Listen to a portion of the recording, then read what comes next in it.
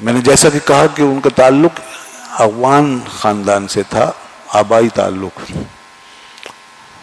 اور وہ یوسف زئی تھے، اور وہ ایسے معروف کسی خانوادے سے ان کا تعلق نہیں تھا، جیسا کہ ہمارے یہاں بہت سارے سلسلہ نسب ہیں جو اوپر بڑے بڑے لوگوں سے اور اکابر سے ملتے ہیں،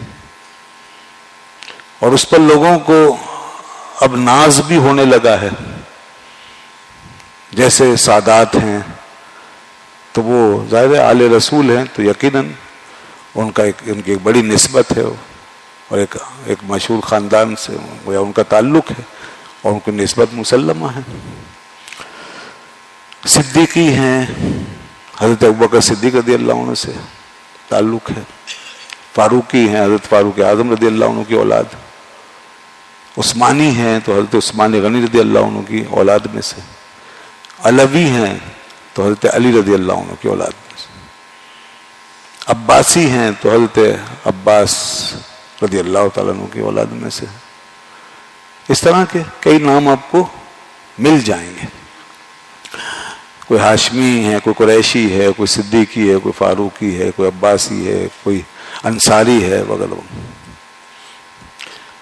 امام احمد رضا خان فاضل بریلوی رحمۃ اللہ علیہ گو کہ نہ ہاشمی ہیں، نہ صدیقی ہیں، نہ فاروقی ہیں، نہ عثمانی ہیں، نہ علوی، مگر اس کے باوجود وہ دنیا کے امام ہیں۔ اس کے باوجود وہ پوری دنیا میں جانے جاتے ہیں۔ اس کے باوجود علم و فضل کی دنیا میں ان کا بہت بڑا نام۔ اس کے باوجود آج وہ دنیا کے سب سے بڑے مسلک و مذہب کی پہچان ہے، جس کا نام ہے اہل سنت و جماعت۔ اس کی وہ پہچان ہے۔ اس کے باوجود کہ وہ پیچھے اپنے ایک معروف ایسا نسب نہیں رکھتے۔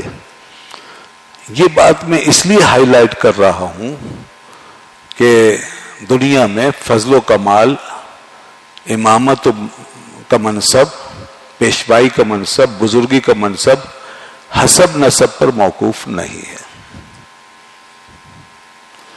میں اس ذہن کی اصلاح کرنا چاہ رہا ہوں کہ جو یہ سمجھتے ہیں کہ چونکہ ہم صاحب نسب ہیں، ہمارا تعلق بڑے گھرانے سے ہے، ہم فلاں کی اولاد میں سے ہیں، تو یہ بزرگیاں ساری بس ہمارے ساتھ مختص ہیں، اور دوسرا کوئی چاہے کچھ بھی کر لے وہ ہماری اجازت کے بغیر آگے نہیں بڑھ سکتا۔ تو انہوں نے اس طرح سمجھا ہوا ہے۔ تو نسبی جو خصوصیت یا فضیلت ہوتی ہے وہ علم و عمل کے ساتھ ہوتی ہے، اس کی تاثیر۔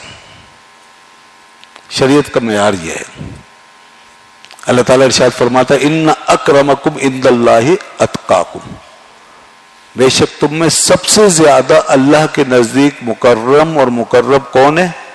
جو سب سے زیادہ بعمل ہے، جو سب سے زیادہ متقی ہے۔ اور رسول اللہ صلی اللہ علیہ وسلم فرمایا کہ قیامت کے دن مجھ سے سب سے زیادہ قریب وہ ہوگا جو تمہارے اندر سب سے زیادہ بااخلاق ہوگا۔ تو یہ فرمایا، یہ باتیں لوگ بیان نہیں کرتے اور یہ نہیں بتاتے، اور وہ جو قدرتی طور پہ اللہ نے دیا ہے اسی پہ تکیہ کرنا چاہتے ہیں، اسی پہ اپنے فضائل و کمالات کی عمارت کھڑی کر کے دکھانا چاہتے ہیں۔ تو دنیا کا اس دور کا 14ویں صدی کا ایک شخص، ایک امام، ایک بزرگ، جس کا دنیا علم و فضل میں ایک آفتاب جیسا مقام ہے کہ اس کی روشنی نہ جانے دنیا کے کتنے ایوان ہے علم و فضل کو روشن کر رہی ہے اور کرتی رہیں گی،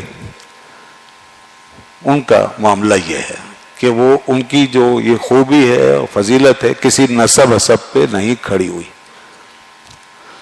اور پیچھے جائیں 1200-1300 سال پیچھے تو دنیا کا ایک اور بہت بڑا نام ہے، بہت بڑا نام ہے اور وہ دنیا کی ایک عظیم امامت ہے، علم کی امامت اور دین کی تفہیم کی امامت، اجتہاد، فقہ و اجتہاد کی امامت، کہ جن کے بعد ان کا عشر عشیر بھی آج تک پیدا نہیں ہوا.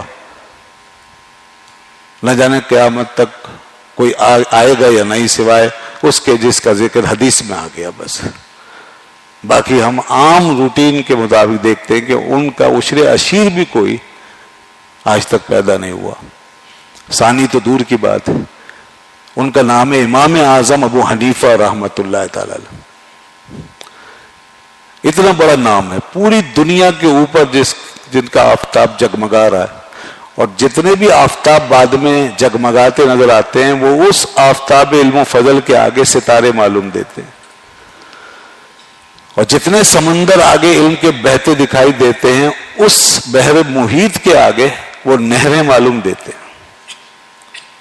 اس کے باوجود امام ابو حنیفہ نہ تو سادات میں سے ہیں، نہ صدیقی ہیں، نہ فاروقی ہیں، نہ عثمانی ہیں، نہ علوی. ایسے ہی جیسے اعلیٰ حضرت فاضل بریلوی رحمۃ اللہ علیہ کا تعلق آبائی افغانستان سے، ان کا تعلق آبائی ایران سے، فارس سے ان کے آبا و اجداد ادھر عراق میں تشریف لے آئے، عرب کے علاقوں میں. اس وقت سیدنا علی مرتضیٰ شیر خدا رضی اللہ عنہ تشریف فرما تھے، ان کی خلافت کا دور چل رہا. اور پھر آپ ہی کے مبارک دور میں اور آپ ہی کے ہاتھوں پر امام ابو حنیفہ کے جد اعلیٰ نے اسلام قبول کیا. مذہب بھی مجوسی رکھتے تھے، پھر اسلام قبول کیا. اور پھر اس کے بعد ان کے والد پیدا ہوئے حضرت ثابت رضی اللہ عنہ. ان کو مولا کائنات حضرت مولا علی رضی اللہ تعالیٰ عنہ کی خدمت میں پیش کیا گیا اور انہوں نے برکت کی دعا فرمایا. تو وہاں سے یہ آفتاب طلوع دعائیں لے کر. تو علم و فضل کی دنیا میں کچھ ذرا اس طرح کی ترتیب بھی ہے، یہ ہمیں دیکھنا چاہیے. اور امت کے درمیان ایسے ایسے عظیم لوگ بھی گزرے ہیں.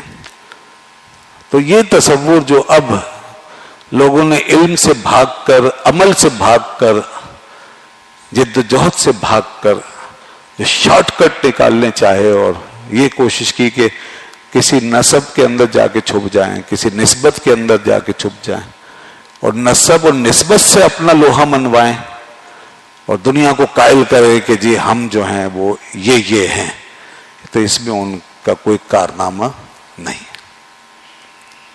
اور نہ دین میں ایسا کوئی منصب ہے کہ علم کے بغیر، عمل کے بغیر وہ تسلیم کر لیا جائے.